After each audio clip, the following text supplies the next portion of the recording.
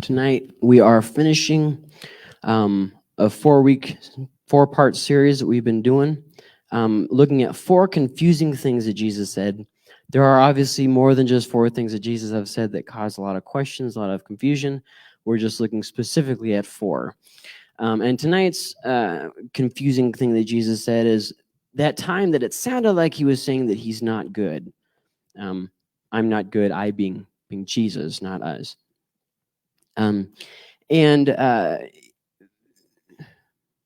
So it sounds like he's saying that he's not good. Let's look at Mark chapter 10, verses 17 through 22. It says, as Jesus started on his way, a man ran up to him and fell on his knees before him.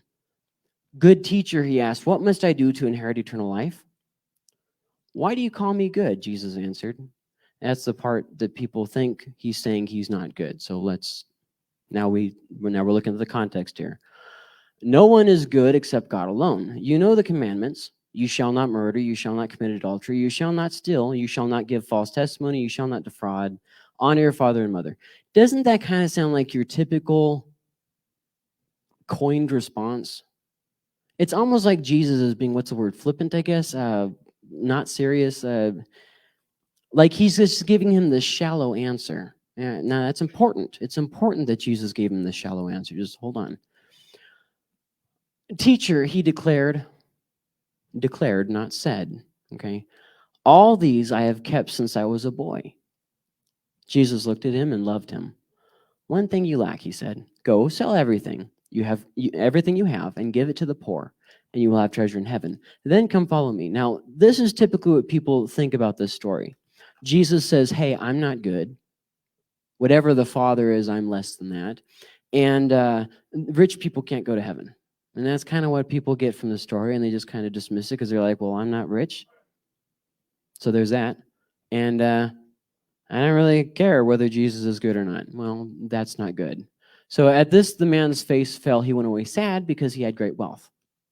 Okay, so we're going to be looking at these verses in here, and I'm actually not going to have any points on the screen. We're just going to look at the verses. I want you to be aware of what I'm talking about every time that I'm talking about it. So this story appears in 3 of the Gospels, Matthew, Mark, and Luke. There's no big difference in between them. There are differences, but nothing overly like, oh, that's a contradiction. So I'm not gonna talk much about the differences except for as they apply to the main point. Now, it sounds like Jesus is saying that he isn't good, but the thing is that if he isn't good, then he isn't God, because God has to be absolute perfection. So there's a little bit of a problem here. It sounds like he's saying, hey, I'm not good. Now, as we're going this story, the different Gospels begin it a little bit differently. One of them says a rich young ruler, okay? One of them says this man ran up. So, okay, either way, we know who we're talking about.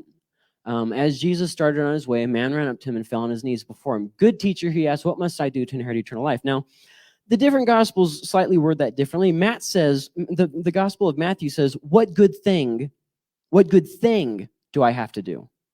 But both Mark and Luke say, good teacher, what do I have to do? Now, there isn't that big of a difference whether he said good thing or good teacher, because ultimately it went down to the same thing. I want to be able to do something to make me good. Okay, so either way, it's the same idea. This guy is misunderstanding the idea of being quote unquote good. But as Jesus usually does, he used this as an opportunity to lead this guy into trusting him. Jesus did this all the time throughout the Gospels. There'd be somebody who had something, and he would word things in a way, not to make people feel stupid, but to make people drawn into the conversation. And here he's doing this in a way to try and teach this guy about something and get him to trust him, because he definitely is misunderstanding a lot. So the first thing to point out is that this guy didn't think that Jesus was God. He goes up to him and he doesn't say God. He doesn't say Christ, Messiah. He says, good teacher. You're pretty popular. Okay, you're probably like the Osteen here. I mean, and I'm kind of excited about, this. So these are all the good things that I've done, and you need to tell me how great I am, right? So that I can know that I'm okay. And but he doesn't really think that this guy is God. I mean, come on. So he's like, okay, what do I have to do? How do I earn my salvation here? The thing is, so why did he call Jesus good? He called Jesus good not because of who he thought Jesus was, but because of who he thought he was. He thought goodness was something that we could attain, something that he could work his way to heaven. And this good teacher might help him to be able to figure that out since he is a good teacher. So he didn't call Jesus good because he's saying, hey, you're God. He called him good because, I mean, I'm good too. We're all good. And this is actually a very common belief even now today. Maybe he asked it rhetorically, not really wanting a real answer, hoping Jesus would say, you know what, you're fine just as you are, buddy. You're doing great. On the outside, all the boxes are checked. You are on your way to heaven. Good job being a busy bee. Maybe it was for show to prove it to himself. It uses these words in the story to kind of point out the dramaticness of it. It says that he came and fell at his feet. He didn't just come to Jesus and said, hey, real big showy thing. It says that he declared to Jesus that he had done all these things. There's all this showiness involved. Maybe it's possible that he was just trying to do it for show to maybe prove it to himself. Maybe his conscience and his heart were bothering him, and he was just trying to ease his conscience. He didn't really want to change. He just wanted Jesus to tell him something to make him feel better. And not that we ever just want God to tell us something to make us feel good, because we would never do that. I mean, every time we go to Jesus, we always admit that when we're wrong. We always want to change. That's something we always do. Clearly, God, I'm capable, but I'm kind of missing something. What do I need to be totally perfect? Like, my score is probably like a 95. I just want to bump it up to like 98, maybe 100. I think that would make me feel better. So what do I have to do to bump up that score a little bit? So then we get to this next verse, and notice what Jesus says. Why do you call me good?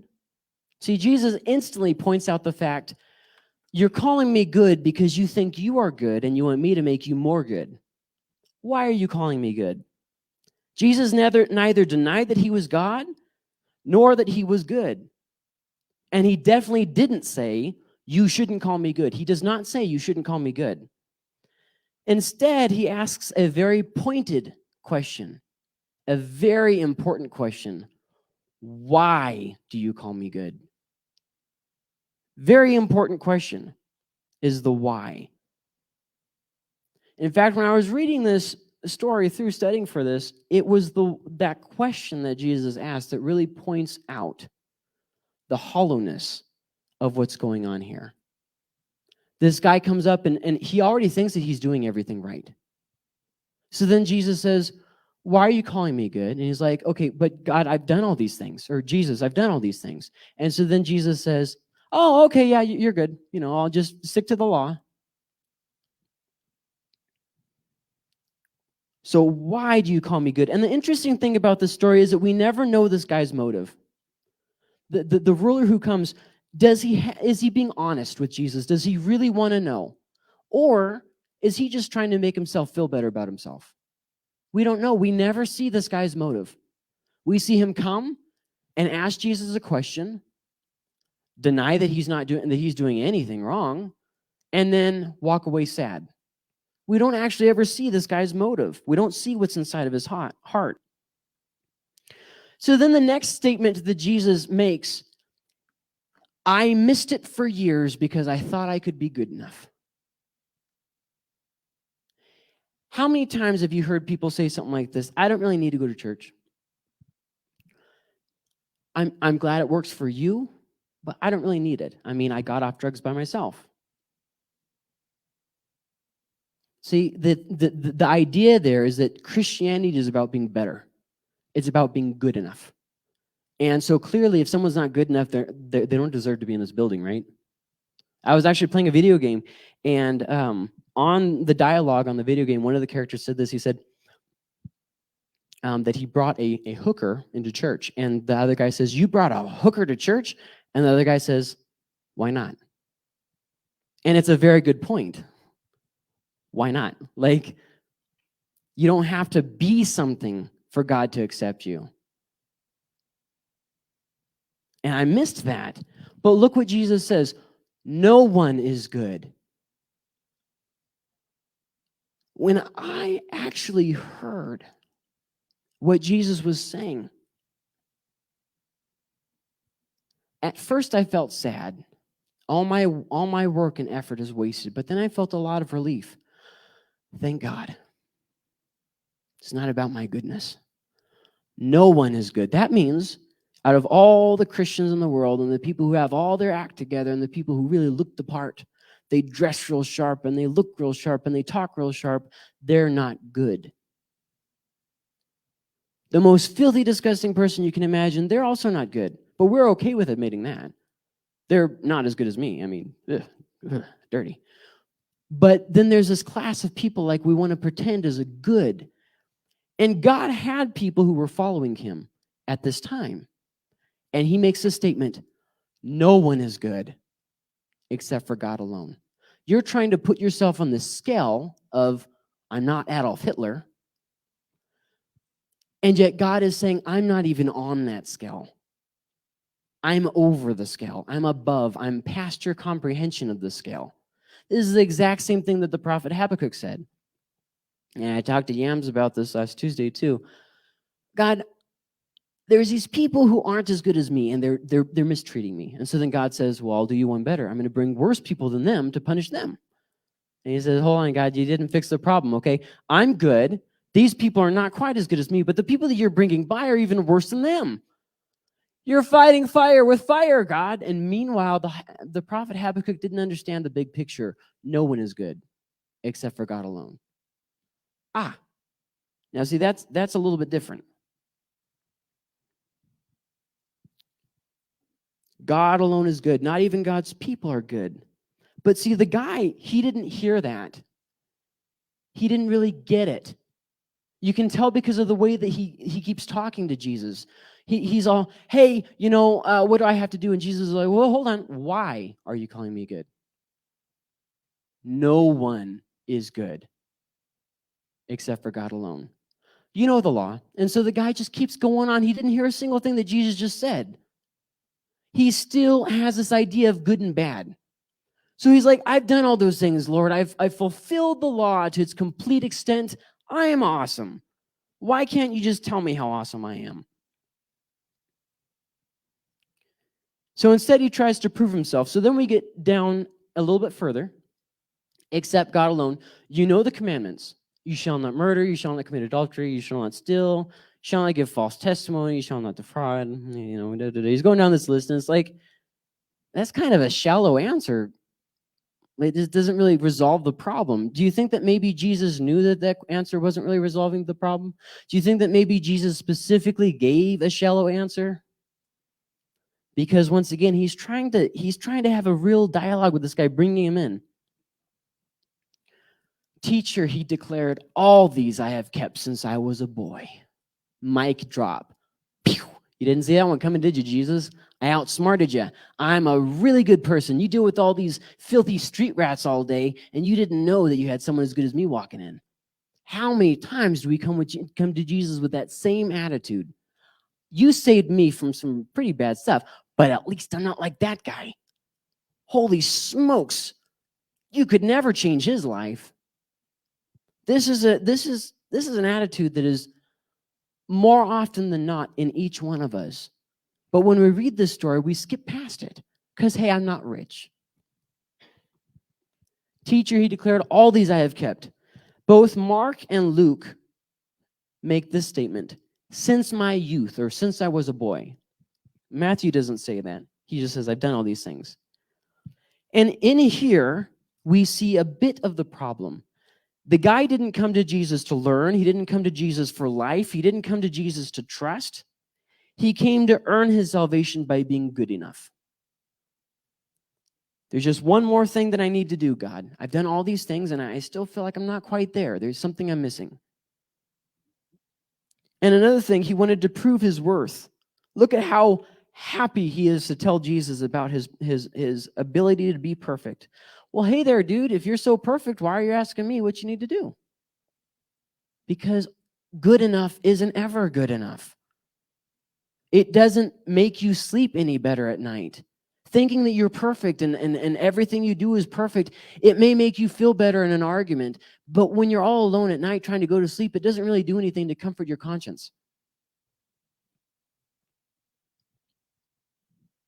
He came to prove his worth. Like many of us Christians now, he thought he was a good person and could be better. He could fix himself.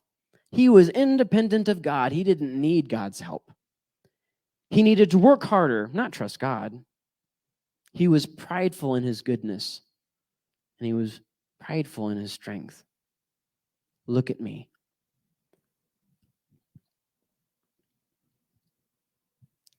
And now we really start to see the big picture of why Jesus said, "Why are you calling me good?"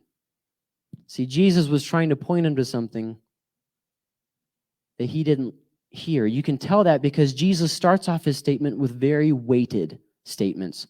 Why do you call me good? No one is good. And then he reels it back about 10 degrees and just says a bunch of just filler stuff. Hey, do all the law stuff that the law tells you. Like he just said, hey, you're not getting the idea of good. Do all these things to be good.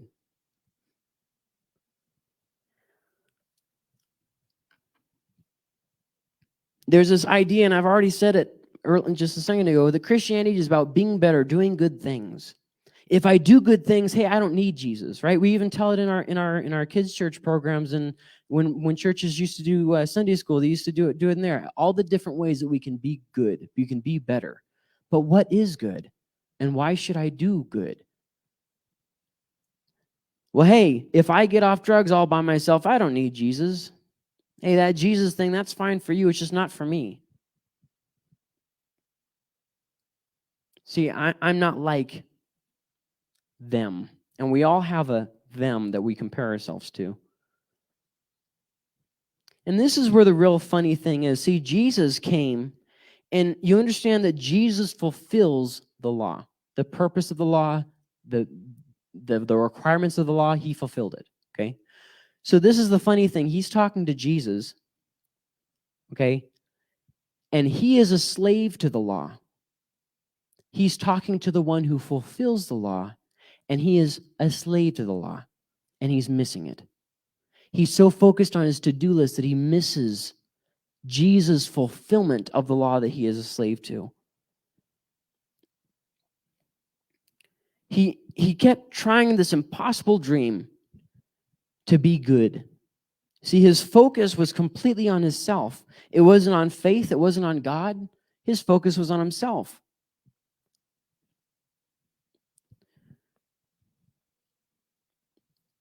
People will do good things, right?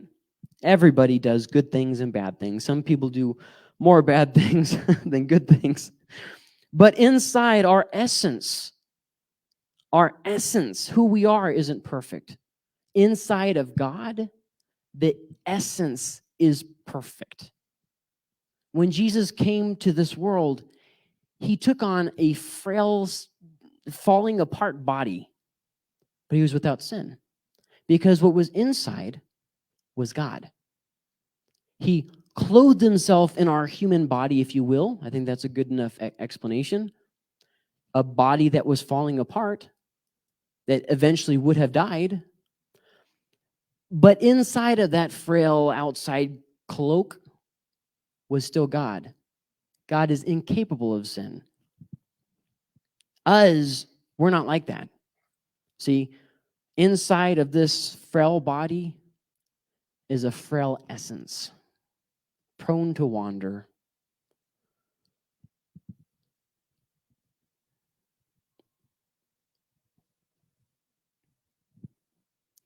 Now, in the Gospel of Matthew, on this long list that Jesus gives him of stuff that he can do, he also adds this, love your neighbor as yourself. But it really doesn't matter because, as he said, he kept them all. But there's something that he kind of failed to understand, and I think that James 2, 10 through 11 really says it pointed, really just as short and simple as you can possibly make it. There. For whoever keeps the whole law and yet stumbles at just one point is guilty of breaking all of it.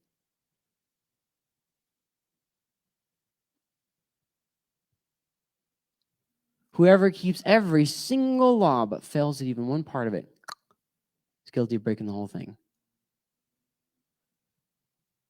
For he who said you shall not commit adultery is the same person who said you shall not murder. If you do not commit adultery, but you do commit murder, you have become a lawbreaker. This is bad news bears. This means that he wasn't as good as he thought he was. See, he had this vague desire, but a desire for what? He didn't love God. He loved his pleasure, his wealth, his things, his honor. Maybe he loved his to-do lists.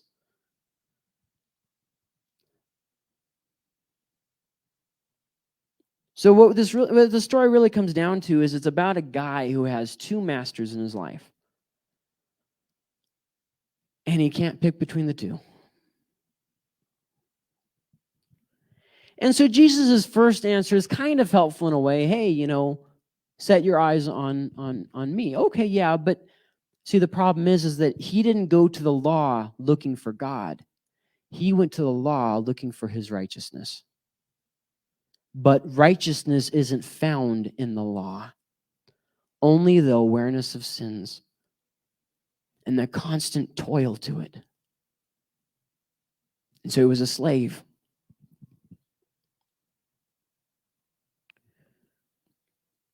So Jesus gives him this shallow answer, and he does it for a reason. He gives him a shallow answer to prepare him for the true answer.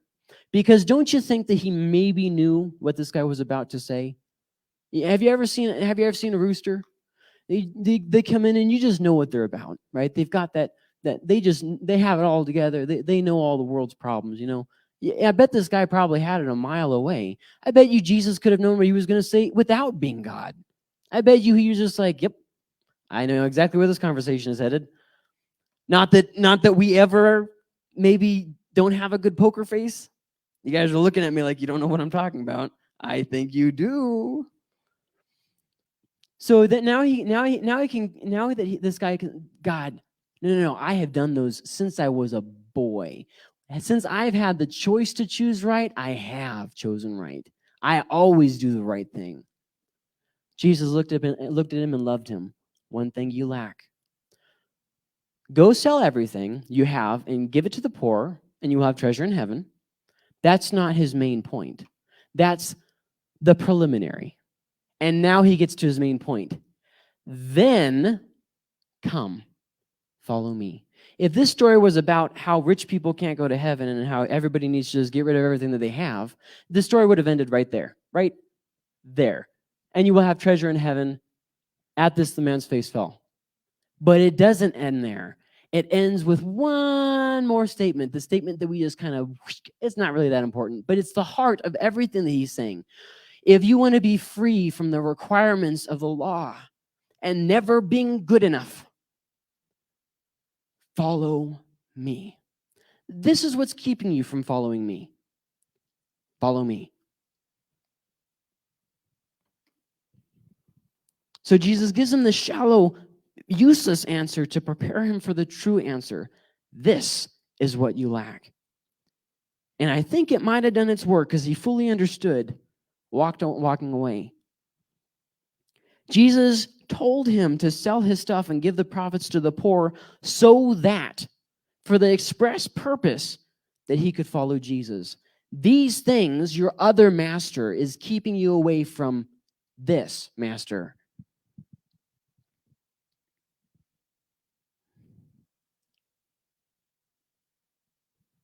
People often get the wrong point from the story. It's about rich and unsaved people that won't get saved. But here's the thing that I think that we failed to understand. This was a religious person. This wasn't one of those rich, unsaved people who will never know about God. This was a God follower. He's following the law. This is a Jew. This is somebody who knows. This is not some rich person who doesn't know about God. He was a religious God follower, but he missed it.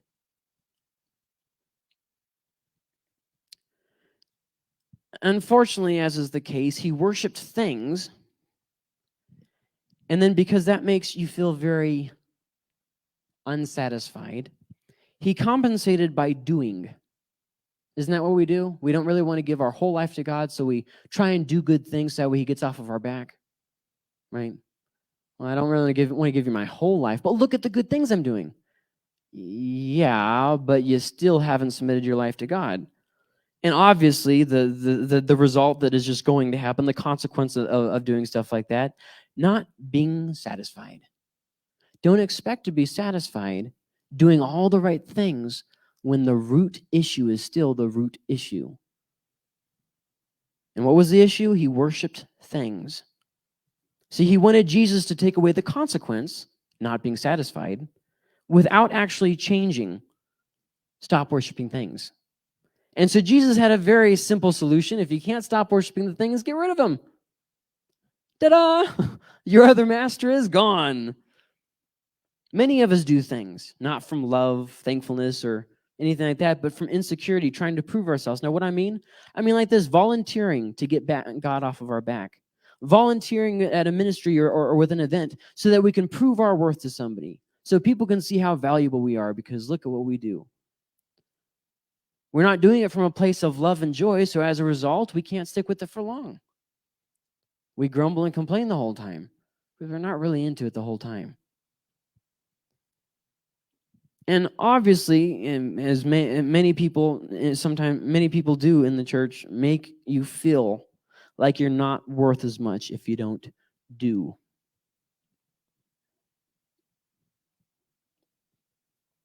That's just a way of how it's been ever since I was a kid.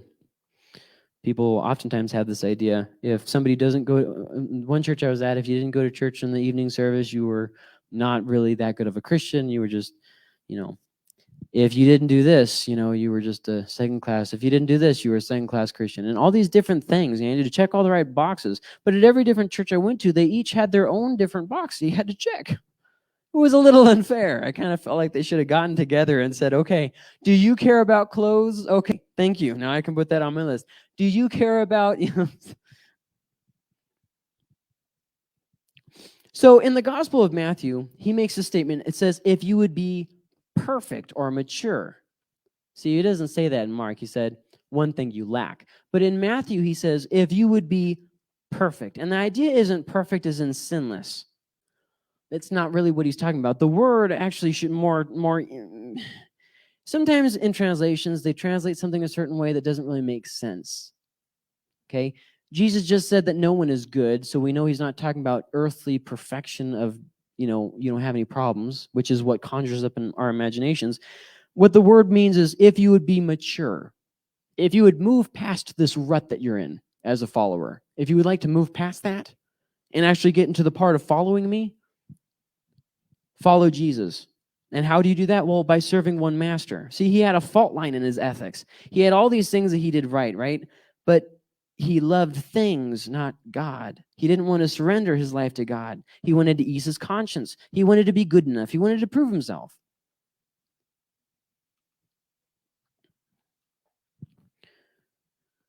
So let's wrap some things up here. First thing that I think is worth mentioning is that this guy followed the letter of the law, not the heart of the law. Now, what do I mean by the letter and the heart? This is something else I mentioned in Yams last Tuesday. The letter of the law is the literal what is written.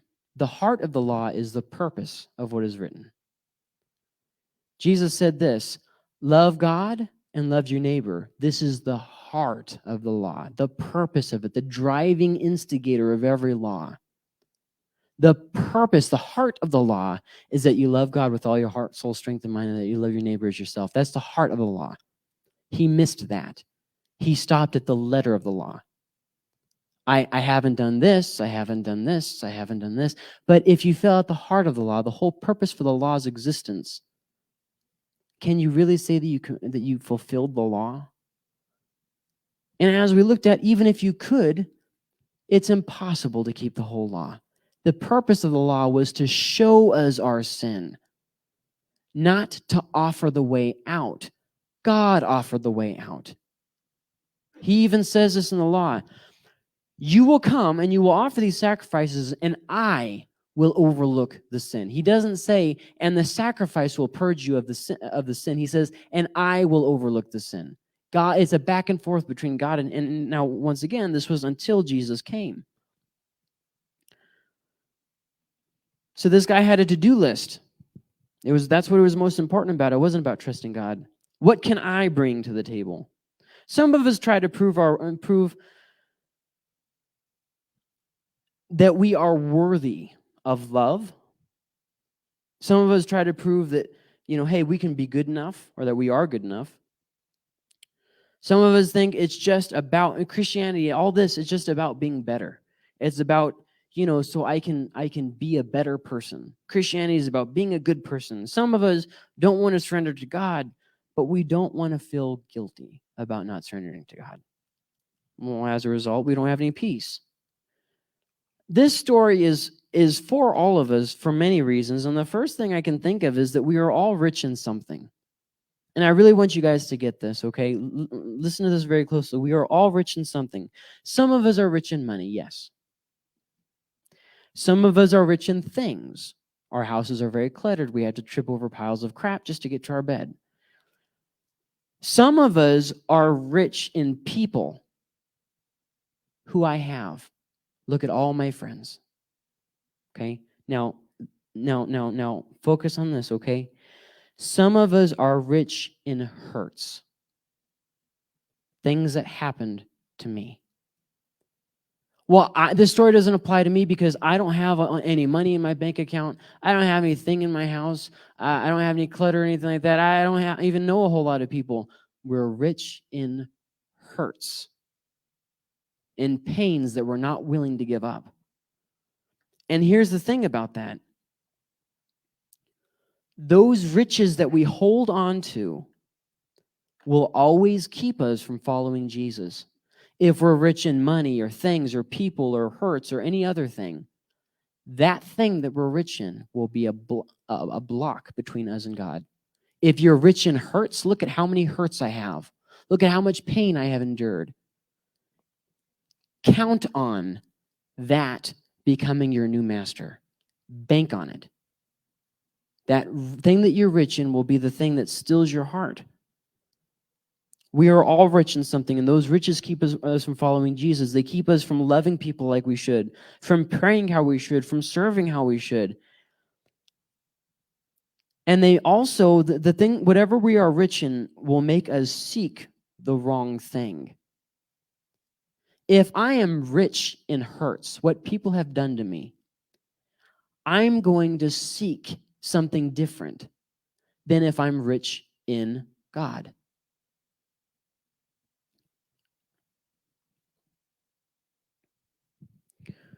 We think it's all about being good because we still live under this delusion that, hey, I'm good because I'm not like them. We go to God and we say something like this. God, I served you for years.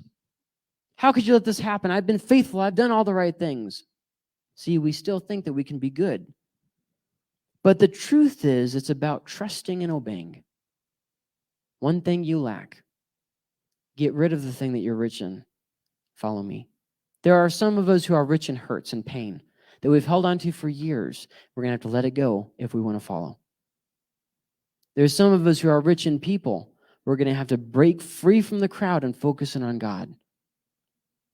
People may satisfy you while you're around them, but you'll always go to bed at the end of the day by yourself, with nobody in your head but yourself.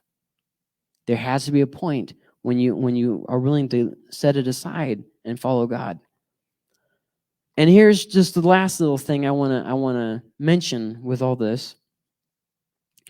So long as it's about me, my pain, my happiness, my goodness, we will never build bridges in Tularosa.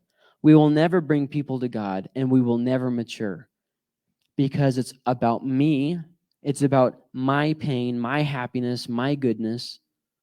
Well, doesn't God want me to be happy? You missed the whole point. That's not even a question that comes to our mind when we have a healthy understanding of God as the master. In fact, that question shows us where our heart is at. Only those who submit to God can guide others to submit to him. See, we want to not submit our whole lives to God, and then we want to say, oh, I'm going to bring all kinds of people into God. No, and I'll tell you why, because you recreate what you are.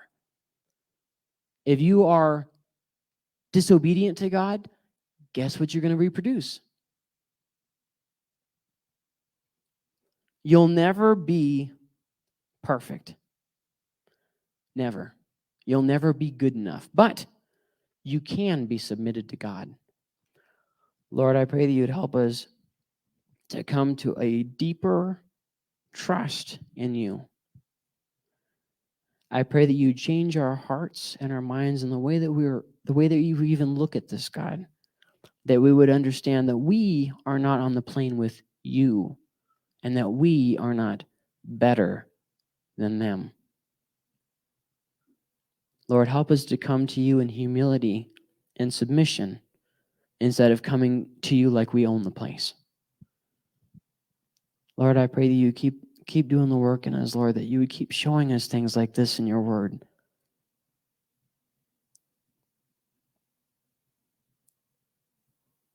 Lord, and I thank you for what you're doing. We love you.